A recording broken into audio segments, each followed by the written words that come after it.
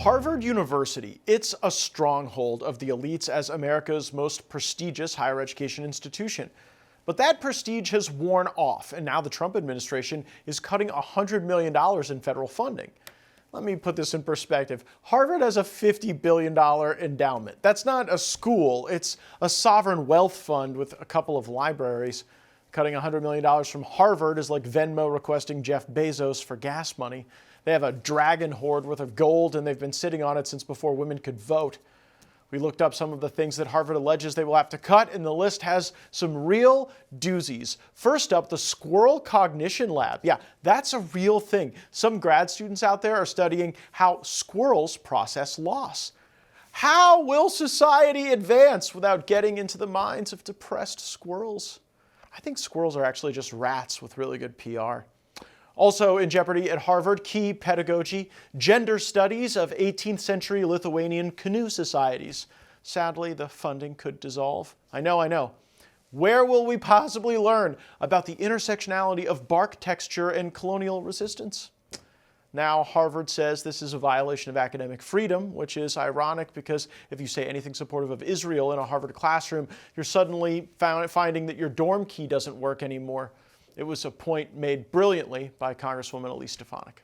You understand that this call for intifada is to commit genocide against the Jewish people in Israel and globally, correct? Do you believe that type of hateful speech is contrary to Harvard's code of conduct, or is it allowed at Harvard? It is at odds with the values of Harvard. Can you not say here that it is against the code of conduct at Harvard? We embrace a commitment to free expression. It's when that speech crosses into conduct that violates our policies against bullying, harassment, Does that speech not cross that barrier? Does that speech not call for the genocide of Jews and the elimination of Israel? What action has been taken against students who are harassing and calling for the genocide of Jews on Harvard's campus? I can assure you we have robust What actions have been taken? Harvard ranks the lowest when it comes to protecting Jewish students. This is why I've called for your resignation, and your testimony today, not being able to answer with moral clarity, speaks volumes. Let's not pretend that Harvard is some fragile flower either. This is the same school that bought an entire rainforest in Brazil to offset its carbon footprint. If you can afford your own Amazonian rainforest, you are not a university, you're a Bond villain. Irony also seems to be dying a torture death on the Harvard campus. They literally just had to fire a professor for fabricating data in research about honesty and ethical behavior. Francesca Gino, a former tenured professor at Harvard Business School, was renowned for her research on honesty and ethical behavior. She was dismissed after a 5-year investigation concluded she wrongly altered data in multiple studies. This marks the first time in nearly 80 years that Harvard has revoked a professor's tenure. The allegations surfaced in 2020 when the blog Data Colada identified inconsistencies in a 2012 study co-authored by Gino, which claimed that signing an honesty pledge at the beginning of a form reduces dishonest behavior. The study was, of course, subsequently redacted in 2021. Isn't that ridiculous, the proposition? Why are we even studying this in the first place? What, did we believe dishonest people wouldn't be dishonest when saying that they wouldn't be dishonest? Further investigations revealed that there was manipulated data in additional publications from this professor. In response to her dismissal, Gino has denied the claims and filed a $25 million lawsuit against Harvard, alleging defamation and discrimination. A federal judge dismissed the defamation claims. Harvard today is having to fire their own ethicists and shut down their crazy squirrel psych labs.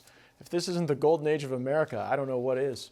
Joining us now, Senior Fellow at the American Culture Project and Executive Director of the Educational Freedom Institute, Corey DeAngelis. So, Corey, how do President Trump's recent actions vis-a-vis Harvard affect that institution's prowess within higher education?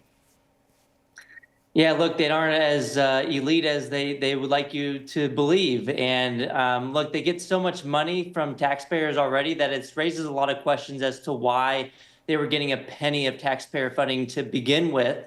They got a $53 billion endowment. They have so much funding. They charge students $60,000 a year in tuition. And so Harvard is regressive right now in that you have people who don't go to college, who make far less than the average American, paying for people who do go to college. And it's just deeply unfair. So this should just be a start. They're losing billions of dollars. You play stupid games, you win stupid prizes. So I'm glad that Trump is taking the lead on this issue and sticking it to Harvard. But this should just be the beginning. Harvard is just one university out of many that just engage in left-wing indoctrination. I mean, for example, Harvard's, you look at their funding for political contributions. You look at Open Secrets, 95% of funding from people affiliated with Harvard University, their campaign contributions go to Democrats, and fewer than 3% of Harvard professors identify as conservative. So this is a one-sided political operation. They should lose their tax exempt status as well. I don't even care where they donate their money if the research is actually advancing America and humanity. It seems in a lot of cases Harvard is actually funding frivolities for the sake of the adults in that system rather than the students in the system. I know you say it's one of many, Corey, but what I'm wondering is how emblematic this fight happening right now between Trump and Harvard is in the broader educational skirmishes that are occurring between state legislatures and boards of visitors and boards of trustees. Like, do we actually think this all ends with higher education turning more toward rationalism and realism and away from the woke whimsy that seems to have guided it for the last 20 years?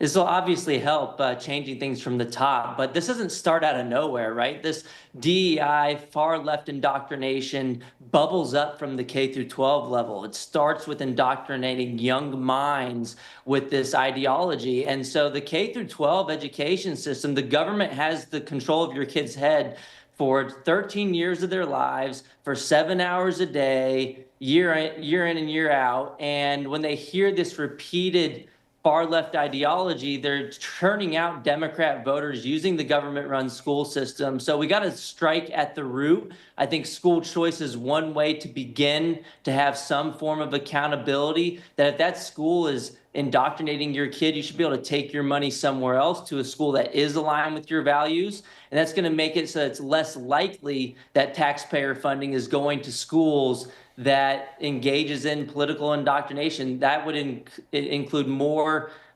incentives for the schools to focus on the basics, focus on the ABCs as opposed to the LGBTs. But to get to your point, it's not only Harvard, it's not only higher education. We have to focus on K through 12 as well.